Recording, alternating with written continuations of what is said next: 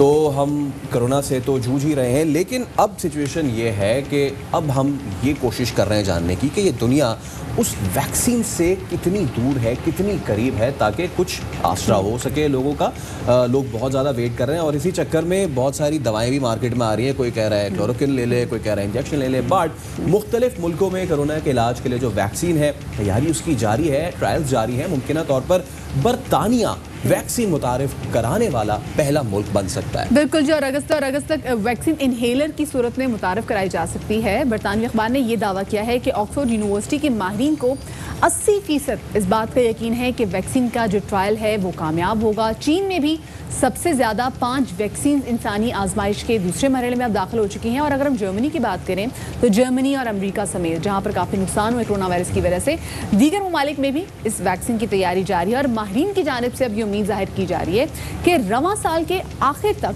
Vaccine जो है वो हंगामी इस्तेमाल के तौर पे भी दस्तयाब होगी। एब्सोल्युटली।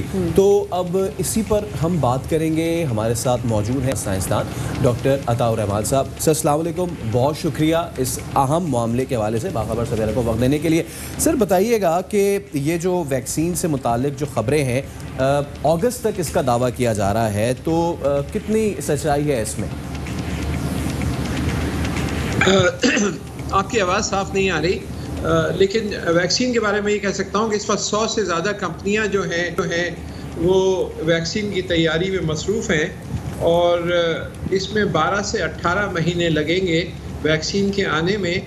जो ऑक्सफोर्ड यूनिवर्सिटी जो एस्ट्राजेनेका के साथ मिलकर ये वैक्सीन डेवलप कर रहे हैं, इनका ख्याल है कि सितंबर अक्टूबर तक वैक्सीन आ जाएगी, लेकिन मेरे ख्याल से ये बहुत मुश्किल है। आमतौर पे 5 से 10 साल लगते हैं वैक्सीन के डेवलपमेंट के अंदर। ये जो है ये इसमें इमरजेंसी के तौर पे इसको कंडेंस किया जा रहा है पूरे के पूरे एफर्ट को, और इसमें उम्मीद है कि अगले साल मार्च तक या जून तक ये वैक्सीन कुछ कंपनियाँ लाने में कामयाब हो जाएँ। ये 3 फेजेस से गुजरते हैं क्लिनिकल ट्रायल्स के।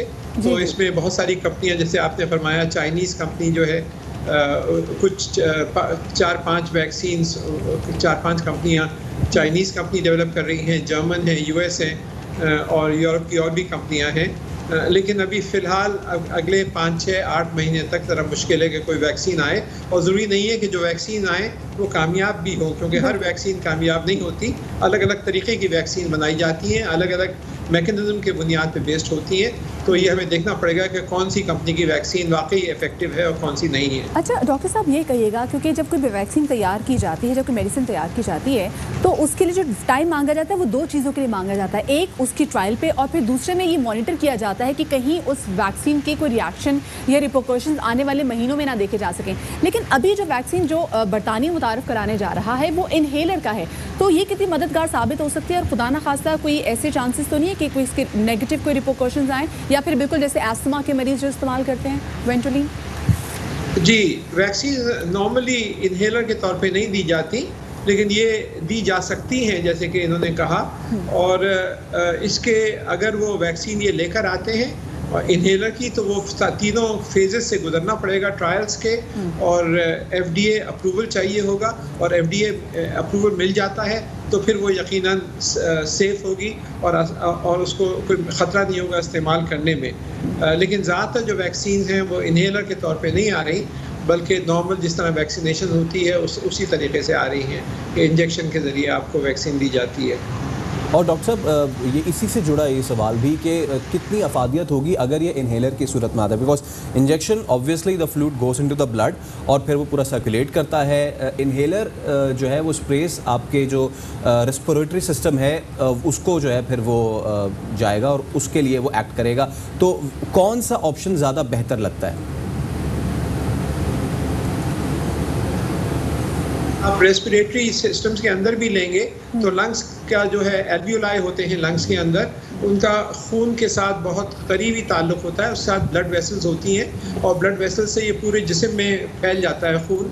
तो कोई जो दवाई लेंगे उसका मकसद ये नहीं होगा कि सिर्फ लंग्स ही के पर असर पड़े, बल्कि पूरे जिस्म के अंदर वो फैलेगी और उसका इम्पैक्ट होगा सारे जिस्म के ऊपर होगा। इस वजह से मेरे नज़रिए में तो डायरेक्ट इंजेक्शन जो है वो ज़्यादा बेहतर रहेगा। इनहेलर में आसानी ज़रूर है, लेकिन ज़्यादा इफेक्टिव वही होगी वैक्सीन जो स्टैंडर्ड तरीके से दी जाती है। सही, ठीक है, बहुत शुक्रिया जी। डॉक्टर अंसा हमारे साथ मौजूद थे। उन्होंने कहा कि अभी वो फौरी तौर पे कोई वैक्सीन आते हुए नहीं देख रहे, लेकिन ये है कि 5 और 6 माह के दरमियान जो है ये वैक्सीन आने में टाइम लगेगा। और वैक्सीन इतनी जल्दी मार्केट में इंट्रोड्यूस में नहीं कराई जा सकती। उनकी पहले इनकी ट्रायल बेसिस होती है, ट्रायल के बाद फिर उसके रिजल्ट देखे जाते हैं और उन रिजल्ट्स को मॉनिटर किया जाता है कि कहीं ऐसा ना कि इन द लॉन्गर रन वो आपके किसी ना किसी ऑर्गन को जो है वो डैमेज तो नहीं करे। तो ये तमाम तर चीज़ें उस ट्रायल की जो वैक्सीन की ट्रायल का हिस्सा